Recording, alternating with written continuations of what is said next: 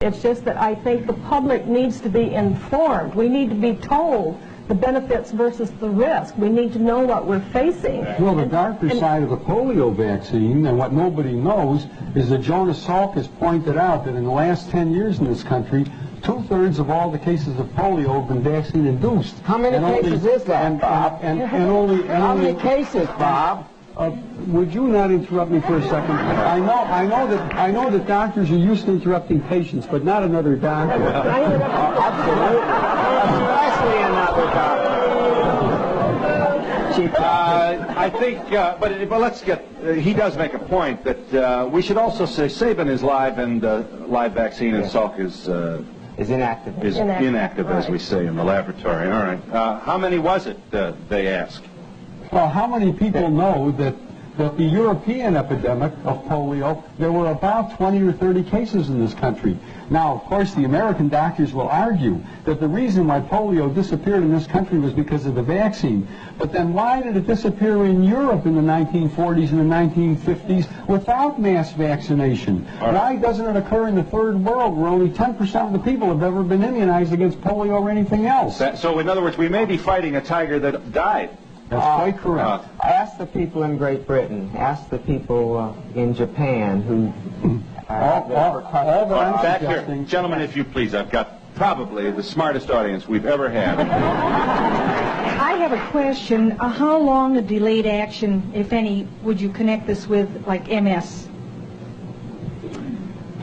MS a possibility. Would multiple sclerosis be one of the possible results? As a matter of fact, there's a new publication that just came out from John Hoffman, who's a close associate of Tony Morris's, that gives the references linking MS in later life to the early introduction of live virus vaccines like measles and like some of the others that are live viruses. Now, at the present time, I would recommend that anybody who has MS or amyotrophic lateral sclerosis, or any of those degenerative neurologic conditions of later life, carefully review their vaccine histories. I would also like to comment to that, because in connection with my case, I've been doing some research. Let me tell him once again, Ms. Gundy, that you are a Guillain-Barré victim contracted following your receipt of the swine flu vaccination. Yes, and I am in the process of writing a book about my experience, and in the process I've done considerable research.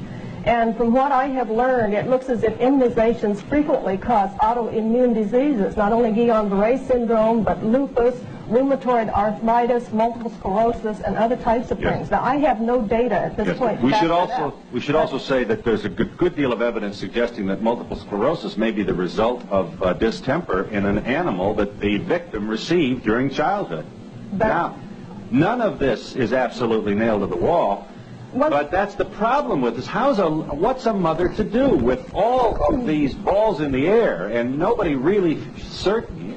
I would just like to also comment that we had 46 million people vaccinated with the swine flu shot. And I have written to Ralph Nader's organization. I have written to some of the government organizations trying to get them to do a survey, an ongoing survey, to see if these vaccinations do cause autoimmune diseases or what the reactions are. I can't even get a response because I'm not a doctor. I have no clout. I'm a nobody. Mrs. Grant, why were you shaking your head? Bill, it isn't only with that vaccine, it's with all vaccines. Yes. They are not interested in the adverse reactions. As a matter of fact, if I may, I'd like to invite anyone to write to me if they've had an adverse reaction. I'd like to help the government because they don't want to know, but I would like to know. I am a mother of 3 children, and I have been informed, and I've read up on these things.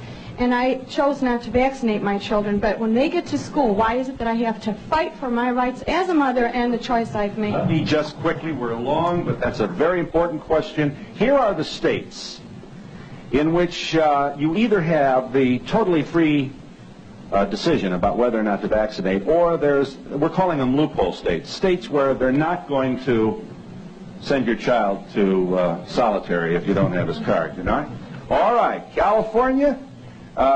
Not all children must be immunized in these states. Some require religious reasons. Some places there is a bureaucratic humma you have to go through to prove that you're this or that. And others it's probably easier. So just for the sake of simplifying this, Colorado, Idaho, Indiana, Iowa, Louisiana, Maine, Michigan, Minnesota, Missouri, Montana, Nebraska, North Dakota, Ohio, Oklahoma, Pennsylvania, Rhode Island, Utah, Vermont, Washington, and Wisconsin. If your state is not on there, it means that your child is going to be left at the kindergarten door feeling very, very much an outcast because he didn't get his immunization shots. And we'll be back in a moment.